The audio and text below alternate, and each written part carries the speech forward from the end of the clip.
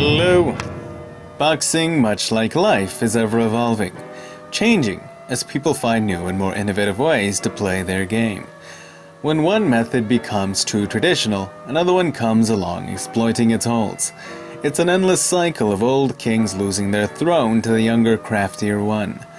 But sometimes, when one gets caught up looking for the next best method, we forget the foundations laid by the kings of old. We forget their wisdom, and as time passes, the world looks completely different from what it once was. Then, once in a blue moon, a common man stumbles across the wisdom of old, the pure foundations of their art, and with that as his focus, rises a new king of old. Gillermo Rigondo's style is simple. Like a game of Snake, at first glance it looks like something anyone can do, a game anyone could play. As the game goes on, it demands more and more skill, and you realize that yes, sure, anyone could play this game, but not everyone could master it.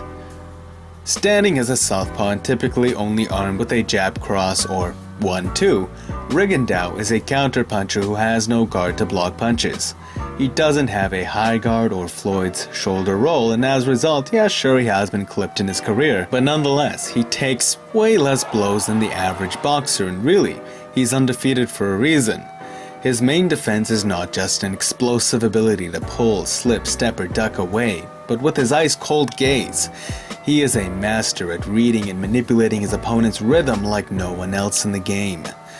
Rhythm can be classified as cyclic weight distribution from lead foot to back foot, or just a cycle of movements with its beat being each movement or each time weight is distributed.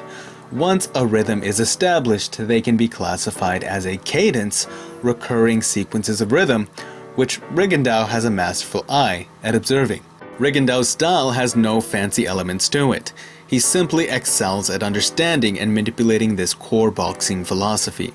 He feels and understands your rhythm, and using simple yet explosive movement, reacts to its breaks, say with a counterpunch, or exploiting movements in between each beat or half beat in your rhythm simply with a jab cross. But how does he manipulate it? It's fascinating how you can draw parallels in southpaw philosophy even in MMA. It's very similar to what Conor McGregor does with his right hand. A southpaw standing against an orthodox typically uses his right hand not to land the jab, but as an instrument to set up the left power shot. The jab traditionally functions like this regardless of your stance, but as a southpaw, this function is increased due to your opponent's left hand and left foot obstructing your way when you try to go in with your right hand and right foot. Thus, Rigondo focuses primarily on devastating his opponents with his left, while his right baits the opponent out of their rhythm into, say, attacking, to which he can counter against. You can pressure them out of their rhythm, making them step away, thus letting you dictate their pace out of that natural rhythm. Obstructing their vision, he can use the right hand to hypnotize, distract them into a left hand power shot when they are too idle, too pressured by your counter-punching nature. Basically, using it as a tool to force reactions outside of their rhythm, then reading and reacting to those reactions. Thus, it becomes a tool to force behavior and exploit patterns of behavior you've observed throughout the match.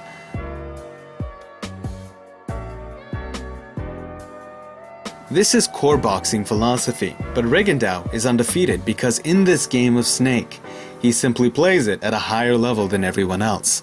Anyone with a bit of boxing understanding can see this, but when you don't, it's understandable as to why Rigondo is so unpopular in proportion to the success he's had. Why his full-length fights for the most part don't entertain the average consumer. Because by being very black and white, in and out, he almost looks like that game of Snake anyone could play. Of course, to the educated or experienced eye, that is far from the truth, and if anything, teaches us he truly is a talent explainable only through anomaly. As Freddie Roach has said, one of the most talented boxers he's ever seen in his life. It's much easier to exploit a knowledge advantage over your opponent than it is to simply be better than them at the same game, especially at the highest levels. That is how Jiu-Jitsu stopped an entire era of martial artists. Knowledge advantage, because in a blind man's world, the one who has one eye is king.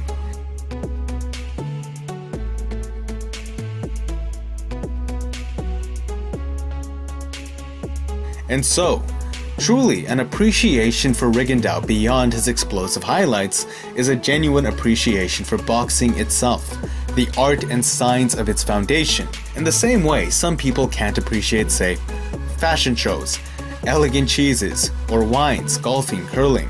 Without genuine interest and a degree of education, Rigondo's style, simply put, is boring. But for that same reason shows us how incredibly talented he truly is. Finishing note, none of what Rigondo is would be possible unless he had that calm and almost dead gaze. He's completely unemotional, and who knows why? Maybe it's because he left his family to pursue his passion, not speaking English in an English-speaking country, being banned from boxing in his home, Cuba, by Fidel Castro, rejection, solitude, abandoning cherished ones, paired with that calm demanded from any high skill and technical game, if it were to be played that way. All of these partially explain why Rigondo is so supremely calm, and in essence, that mind is the root of his incredible defense despite having no guard. And to that end, regardless of what game you play in life, I wish you played at your best, and for many, that best may be calm. And regardless of your story, is wisdom we can all take from Gillermo Rigondо. I hope you guys enjoyed the video. Please don't forget to like and subscribe if you did. It's good karma. And until next time, peace.